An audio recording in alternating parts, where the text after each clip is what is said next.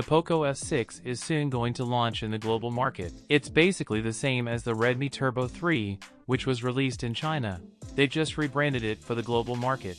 Flagship-grade performance, superb OLED narrow bezels display, optimized software experience, and many. Today I'm going to tell you about the advantages, disadvantages, and buying suggestions for the Poco F6. I've already uploaded the unboxing and detailed review video. If you haven't watched it yet, you can find the link in the description below. Be sure to check it out. Hey guys, Mikey from TechMakey. Please consider the subscribing and turning on the notifications by hitting that bell icon for more amazing tech videos. So, whether it's the Redmi Turbo 3 or the Poco F6, when you look at the phone's design, it actually resembles the Redmi Note series. You can see similarities in textures and the screen, which resemble the previous generation Note series. However, the biggest selling point of this phone is its performance. It comes with the latest Snapdragon 8 Gen 3 processor, making it totally performance-oriented. So, let's start by looking at the first advantage of this phone. The primary advantage is that you get remarkable performance at this price point. The phone comes with a Snapdragon 8 Gen 3 flagship-grade processor, LPDDR5X RAM, UFS 4.0 storage, and Engine 3.0 AI performance scheduling. To be honest, the performance is quite similar to the previous generation Poco F5. The software score, or Antutu score, reaches up to 1.6 million, which is almost similar to the Snapdragon 8 Gen 2. You can also compare the game frame rate scores. Now, let's look at the actual performance test, specifically with heavy games like Genshin Impact. In the Poco F6, at the highest settings, the average frame rate reaches up to 58.99 frames per second, with power consumption up to 4.8 watts. In King of Glory, at the highest settings, you get almost a full frame rate of 120 frames per second. So, it seems that the Snapdragon 8 Gen 2 provides better and more stable frame rates. However, it's important to consider the price point as well, because the Poco F6 falls within the £250 price segment, and there isn't any phone in this segment with the Snapdragon 8 Gen 2 chipset. It's a significant consideration. Now, let's look at the second advantage of the Poco F6. Well, the second advantage is its screen. The screen specs are quite impressive. The design features a flat screen with narrow bezels, allowing for a sleek look.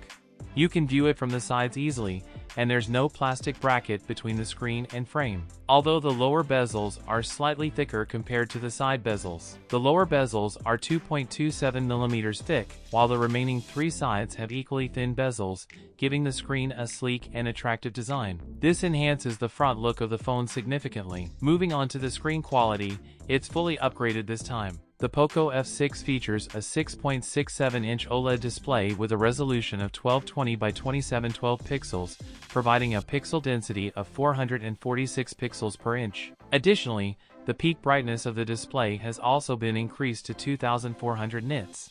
Furthermore, the screen boasts a 2160 Hz instant touch sampling rate along with a 120 Hz refresh rate, making it top-notch. Additionally, it features a 480 Hz instant touch sampling rate. Now, let's look at the third advantage, which is the software. The Poco F6 comes with Xiaomi's Furious engine, providing better performance and stability compared to other Snapdragon 8 Gen 2 phones due to software optimization. Moreover, it is equipped with 8,533 megabits per second LPDDR5X RAM and UFS 4.0 storage. Now, let's discuss the disadvantages. One downside is that the phone's textures are low, and it has a shiny back that reflects light, giving it a metallic appearance. However, despite this, it feels more like plastic in hand, lacking the strong metallic feel. The overall look of the phone cannot be termed as ugly but rather average. There's one more advantage. There's no plastic bracket between the screen and the frame. However, the phone's frame and back are both made of plastic, and the camera area also feels plastic, with three large black circles similar to the Poco F5. Considering it's a new series, some changes were expected. Interestingly, in China, it was launched alongside the Redmi Turbo series, but globally, it will be under the Poco F series. The phone weighs 179 grams and has a thickness of 7.8 millimeters.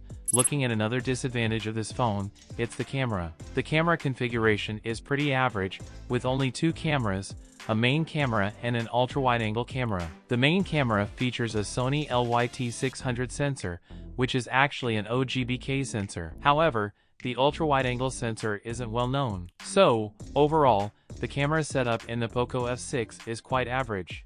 Having a telephoto camera would have given it a slight advantage in the camera department. Indeed, this phone is primarily performance-oriented. However, having a telephoto lens as part of the ring flash setup would have been a nice addition. Now, when it comes to purchasing suggestions for the Poco F6, I've already outlined the advantages and disadvantages. It's a straightforward phone, excellent hardware and software performance, but you'll have to compromise a bit on the design and textures, as they are quite common. However, if you use a case on your phone, then the textures may not be as important. If you're looking for higher performance within a mid-range budget, then you should definitely consider the Poco F6. But if your budget allows for a bit more spending, then I would suggest going for a phone with the Snapdragon 8 Gen 2 chipset. So what you guys think about it? Tell us your thoughts in the comments section below. If you have any questions, also give this video a thumbs up and make sure to share it with your friends. Lastly, subscribe to our channel for more amazing tech videos. Well, as me signing off, thanks for watching, have a great day and keep smiling, and I will see you in the next one.